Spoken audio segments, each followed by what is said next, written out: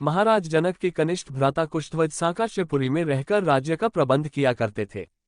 सीता के विवाह का समाचार पाकर महाराज वे भी सांकाश्यपुरी से मिथिला आ गए।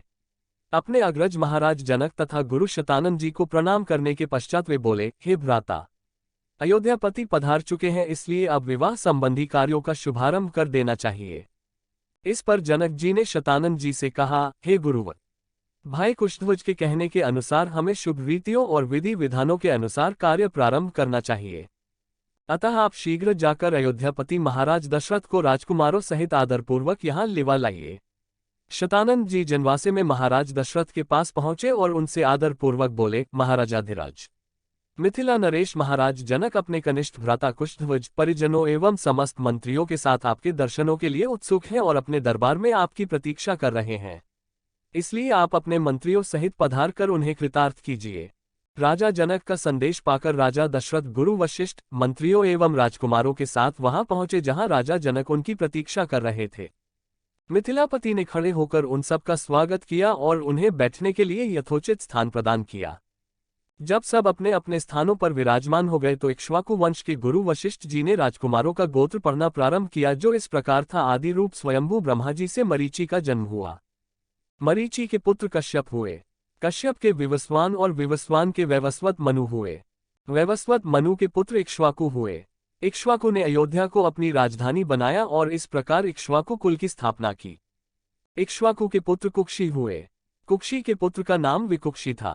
विकुक्षी के पुत्र बाण और बाण के पुत्र अनरण्य हुए। अनरण्य से पृथु और पृथु से त्रिशंकु का जन्म हुआ। त्रिशंकु के पुत्र धुंधुमार हुए। धुंधुमार के पुत्र का नाम युवनाश्व था। युवनाश्व के पुत्र माधाता हुए और माधाता से सुसंधि का जन्म हुआ। सुसंधि के दो पुत्र हुए, ध्रुवसंधि एवं प्रसेनजित। ध्रुवसंधि के पुत्र भरत हुए। भरत के पुत्र असित हुए और असित के पुत्र सगर हुए। सगर के पुत्र का नाम असमना था। असमना के पुत्र अंशुमान तथा अंशुमान के पुत्र दिलीप हुए। दिलीप के पुत्र भागीरथ हुए। इन्हीं भागीरथ ने अपनी तपोबल से गंगा को पृथ्वी पर लाया। भागीरथ के पुत्र ककुत्स्थ और ककुत्स्थ के पुत्र रघु हुए।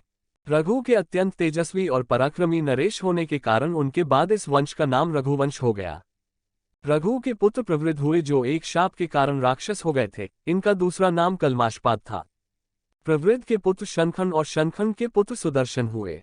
सुदर्शन के पुत्र का नाम अग्निवर्ण था। अग्निवर्ण के पुत्र शीघ्रग और शीघ्रग के पुत्र मरु हुए। मरु के पुत्र प्रशुश्रुक और प्रशुश्रुक के पुत्र अम्बरीश हुए। अम्बरीश के पुत्र का नाम नहुष था। नहुष के पुत्र ययाति और ययाति के पुत्र नाभाग हुए। नाभाग के पुत्र का नाम अज था। अज के पुत्र दशरथ हुए और दशरथ के ये चार पुत्र रामचंद्र, भरत, लक्ष्मण तथा शत्रुघ्न हैं। इक्ष्वाकु कुल का वर्णन करने के पश्चात वशिष्ठ जी ने कहा, हे राजन, अब आप भी अपनी वंश परंपरा का परिचय दीजिए, क्योंकि विवाह जैसे मांगलिक अवसरों पर दोनों ही कुल अपने अपने वंश का परिचय देते हैं। महाराज जनक बोले, महर्षि, आपने सर्वथा उचित बात कही है। अब मैं भी अपने कुल का परिचय देता हूँ। प्राचीन काल में निमि नामक एक धर्मात्मा राजा थे। उनके मिथि नामक पुत्र हुआ, जिन्होंने मिथिला बसाए। मिथि के पुत्र का नाम जनक था। उन्हीं के नाम पर मिथिला के राजा लोग जनक कहलाते हैं। जनक के पुत्र उदावसु और उदावसु के पुत्र नंदिवर्धन हुए। नंदिवर्धन के पुत्र का नाम शूरवीर था। शूरवीर के पुत्र सुकेतु और सुकेतु के पुत्र देवरात हुए। देवरात के पुत्र का नाम बृहद्रथ था। बृहद्रथ के पुत्र महावीर और महावीर के पुत्र सुधृति हुए। सुधृति के पुत्र का नाम धृष्टकेतु था। धृष्टकेतु के पुत्र हर्यश्व और हर्यश्व के पुत्र मरु हुए। मरु के यहाँ प्रतींधक की उत्पत्ति हुई। प्रतींधक के पुत्र कीर्तिर्थ, कीर्तिर्थ के पुत्र देवमीर, देवमीर के पुत्र विबुध और विबुध के पुत्र महींद्रक हुए। महींद्रक के पुत्र का नाम कीर्तिर्थ था। कीर्तिर्थ के पुत्र महारोमा, महारोमा के पुत्र स्वर्णरोमा और स्वर्णरोमा के पुत्र ऋस्वरोमा हुए। ऋस्वरोमा के दो पुत्र हुए। उनमें से बड़ा मैं हूं और मुझसे छोटा कुशध्वज है। हम दोनों भाई इसी प्रदेश में रहकर राजकाज संभालते थे। कुछ काल पहले सांकाश्य के पराक्रमी राजा सुधन्वा ने मिथिला पर आक्रमण कर दिया। वह चाहता था कि मैं सीता का विवाह उसके साथ कर दूं। मैंने उसकी मांग पूरी नहीं की, इसलिए उसके साथ मेरा युद्ध हुआ, जिसमें सुधन्वा मेरे हाथ से मारा गया। तब से मेरा कनिष्ठ भ्राता कुशध्वज सांकाश्य पर शासन करता है और मैं मिथिला पर। मैं अपनी बड़ी पुत्री सीता का विवाह राजकुमार रामचंद्र के साथ और छोटी पुत्री उर्मिला का विवाह उनके कनिष्ठ भ्राता लक्ष्मण के साथ करना चाहता हूँ। मैं 3 बार इस बात को दोहराकर अपनी दोनों कन्याएं आपको वधुओं के रूप में समर्पित करता हूँ।